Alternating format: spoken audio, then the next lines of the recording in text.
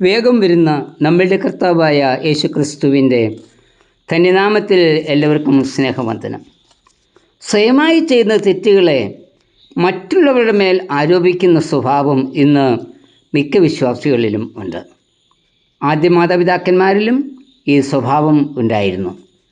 തിന്നരുതെന്ന് ഞാൻ നിന്നോട് കൽപ്പിച്ച വൃക്ഷത്തിൻ്റെ ഫലം നീ തിന്നുവോ എന്ന ദൈവത്തിൻ്റെ ചോദ്യത്തിന് ആദമിൻ്റെ മറുപടി, എന്നോടുകൂടെ ഇരിപ്പാൻ നീ തന്ന സ്ത്രീ വൃക്ഷഫലം തന്നു, ഞാൻ തിന്നു. ഉൽപ്പത്തി 3:11-12 വാക്യങ്ങൾ.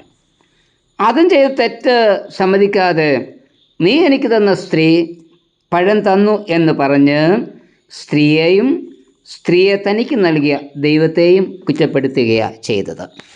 അതായത് തൻ്റെ തെറ്റ് സ്ത്രീയുടെ മേലും ദൈവത്തിൻ്റെ മേലും ആരോപിക്കുന്നു. വിധിക്കപ്പെടേണ്ട മനുഷ്യൻ മറ്റുള്ളവരെ വിധിക്കുന്നു. യാക്കോബ് 4:12 ഒരു ചോദ്യമുണ്ട്, കൂട്ടുകാരനെ വിധിപ്പാൻ നീ ആർ? മറ്റുള്ളവരെ വിധിക്കുമ്പോൾ അത് ന്യായപ്രമാണത്തെ ദുഷിക്കുകയും ന്യായപ്രമാണത്തെ വിധിക്കുകയുമാണ് ചെയ്യുന്നത്. യാക്കോബ് 4:11. നാം സഹോദരനെ വിധിക്കുന്നത് അവർ ന്യായപ്രമാണം അനുസരിച്ച് ജീവിക്കുന്നില്ല എന്ന ചിന്തയിലാണ്. ആ ചിന്തയോടുകൂടി സഹോദരനെ വിധിക്കുന്നത് ന്യായപ്രമാണത്തെ വിധിക്കുന്നതിന് തുല്യമായി തീരും എന്ന ഇവിടെ പറയുന്നത്. വിധിക്കുവാനുള്ള അധികാരം ദൈവത്തിന് മാത്രമാണ്. മറ്റുള്ളവരെ വിധിക്കുവാനുള്ള ശ്രമം ദൈവത്തിൻ്റെ അധികാരത്തെ ചോദ്യം ചെയ്യുന്നതിന് തുല്യമാണ്. വിധിക്കാതെ നമുക്ക് ചെയ്യുവാനുള്ളത് സകലവും ന്യായമായി വിധിക്കുന്ന ദൈവത്തിൻ്റെ കയ്യിൽ കാര്യം ഫലമേൽപ്പിക്കുക എന്നത് മാത്രമാണ്. 1 പത്രോസ് 2:23. മറ്റുള്ളവരെ കുറ്റം വിധിക്കുന്ന ഒരു മനോഭാവം നമ്മിലും ഉണ്ടായിട്ടില്ലേ? പരീശൻ്റെയും ചുങ്കക്കാരൻ്റെ ഉപമയിൽ കൂടി കർത്താവ് നമ്മളുടെ തന്നെ സ്വഭാവത്തെ സൂചിപ്പിക്കുന്നത്. പരീശൻ്റെ പ്രാർത്ഥന, ദൈവമേ, പിടിച്ചുപറിക്കാർ, നീതികെട്ടവർ, വ്യഭിചാരികൾ മുതലായ ശേഷം മനുഷ്യരെ പോലെയോ ഈ നിൽക്കുന്ന ചുങ്കക്കാരനെ പോലെയോ അല്ല ഞാൻ. ലൂക്കോസ് 18:11. മറ്റുള്ളവരുടെ ചെറിയ തെറ്റുകളെ പർവ്വതീകരിച്ച് കാണിച്ചുകൊണ്ട് നമ്മുടെ വലിയ കുറവുകളെ മറയ്ക്കുവാൻ ശ്രമിക്കുക. അത് മനുഷ്യൻ്റെ സ്വഭാവത്തെ വളരെ ഹാസ്യരൂപത്തിൽ ചിത്രീകരിച്ചുകൊണ്ട് കർത്താവ് പറയുന്നത്, സ്വന്തം കണ്ണിലെ കോൽ വെച്ചുകൊണ്ട് സഹോദരൻ്റെ കണ്ണിലെ കരട് എടുക്കുവാൻ ശ്രമിക്കുന്നവർ. ലൂക്കോസ് 6:41-42 വാക്യങ്ങൾ. സഹോദരൻ്റെ കണ്ണിൽ നിന്ന് കരട് എടുക്കുവാൻ വെമ്പൽ കൊള്ളുന്ന നമ്മിൽ നീണ്ട കോലായിരിക്കുന്നത്. ആദ്യം നമ്മിലുള്ള വലിയ കുറവുകളെ പരിഹരിക്കാം, പിന്നെയാകട്ടെ സഹോദരൻ്റെ ചെറിയ തെറ്റുകളെ പരിഹരിക്കുവാൻ ശ്രമിക്കുന്നത്. പലരെക്കുറിച്ചും മോശമായി നാം സംസാരിച്ചിട്ടില്ലേ? അത് വിധി പറച്ചില്ല. കൂടുതൽ സമയവും നാം ചെലവിടുന്നത് മറ്റുള്ളവരുടെ കുറവുകളെ കണ്ടെത്തുവാനുള്ള തെരച്ചിലിനു വേണ്ടിയല്ലേ? അങ്ങനെ ചെയ്യുന്നത് മറ്റുള്ള വ്യക്തിത്വത്തിന്മേലുള്ള കയ്യേറ്റമാണ്. മറ്റുള്ളവരെ വിധിച്ച് നാം സംസാരിക്കുമ്പോൾ മറ്റുള്ളവരാൽ നാമും വിധിക്കപ്പെട്ടുകൊണ്ടിരിക്കുകയാണ് എന്നുള്ളത് മറക്കരുത്. അതുകൊണ്ടാണ് കർത്താവ് പറഞ്ഞത്, വിധിക്കരുത് എന്നാൽ നിങ്ങളും വിധിക്കുകയില്ല, ശിക്ഷയ്ക്ക് വിധിക്കരുത് എന്നാൽ നിങ്ങൾക്കും ന്യായവിധി ഉണ്ടാകുകയില്ല.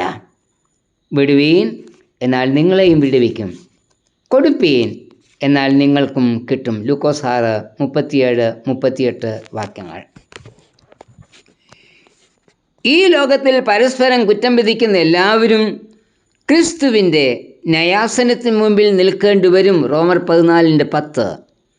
തുടർന്ന് പറയുന്നത്, നാം ഓരോരുത്തരും ദൈവത്തോട് കണക്ക് ബോധിപ്പിക്കേണ്ടി വരുമെന്ന വാക്യം 12. അതുകൊണ്ട് നാം എന്ത് ചെയ്യണം? ലൂക്കോസ് 6:36 കർത്താവ് പറയുന്നത്, ബി മേഴ്സിഫുൾ, മനസ്സലിവുള്ളവരാകുവേൻ. എന്താ ഇതിൻ്റെ അർത്ഥം? 35 വാക്യത്തിൽ പറയുന്നത്, ശത്രുക്കളെ സ്നേഹിക്കുന്നതും പകയ്ക്കുന്നവർക്ക് ഗുണം ചെയ്യുന്നതും പകരമിച്ഛിക്കാതെ കടം കൊടുക്കുന്നതും ഒക്കെയാണ് മനസ്സലിവ്. മത്തായി 5:39 പറയുന്നത്, ഉപദ്രവിക്കുന്നവർക്ക് വേണ്ടി പ്രാർത്ഥിക്കണം, നിന്റെ ഒരു ചെകിട്ട തടിക്കുന്നവൻ മറ്റേതും കാണിച്ചു കൊടുക്കണം, നിന്റെ വസ്ത്രമെടുപ്പാൻ ഇച്ഛിക്കുന്നവന് പുതപ്പും വിട്ടുകൊടുക്കണം, യാചിക്കുന്നവന് കൊടുക്കണം. അതായത് മറ്റുള്ളവർ നമുക്ക് ചെയ്യണം എന്ന് നാം ഇച്ഛിക്കുന്നത് പോലെ തന്നെ അവർക്ക് ചെയ്യണമെന്ന കർത്താവ് നമ്മോട് പറയുന്നത്. ലൂക്കോസ് 6:31. ഈ വിധത്തിൽ പ്രവർത്തിപ്പാൻ കഴിയണമെങ്കിൽ നമുക്ക് കർത്താവുമായിട്ട് ബന്ധം ഉണ്ടാവണം. അതായത് യേശുക്രിസ്തുവിനോട് ചേർന്നുള്ള ജീവിതമാണ് നമ്മെ മനസ്സലിവുള്ളവർ ആക്കുന്നത്. മറ്റുള്ളവരെക്കുറിച്ച് മനസ്സലിവ് ഉണ്ടാകുമ്പോൾ ആരെയും വിധിപ്പാൻ നമുക്ക് കഴിയില്ല. അതുകൊണ്ട് മറ്റുള്ളവരെ കുറ്റം വിധിക്കുന്നതിന് പകരമായി നമ്മുടെ വാക്ക് എപ്പോഴും കൃപയോട് കൂടിയതും ഉപ്പിനാൽ രുചി വരുത്തിയതും ആകട്ടെ. കൊലോസ്യ ലേഖനം 4:6. കർത്താവേ, വായി കടിഞ്ഞാണിട്ട് സൂക്ഷിപ്പാൻ എന്നെയും പഠിപ്പിക്കണമേ. ആമേൻ.